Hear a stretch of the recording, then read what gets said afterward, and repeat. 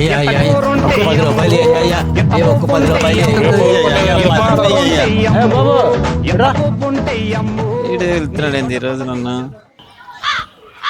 ఏంది బాబయ్యా? ఏందిరా ఇక్కడ 4-5 రోజులు చూస్తాను, అందరిని అడుగుతున్నావు కానీ నన్ను అడగట్లేదు ఏంది? అయ్యా మిమ్మల్ని అడగలే. రేయ్ అడుగురా నన్ను.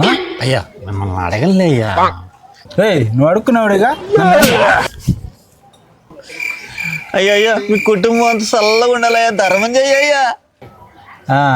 చల్లారలేదు కానీ ఓ రేపురా.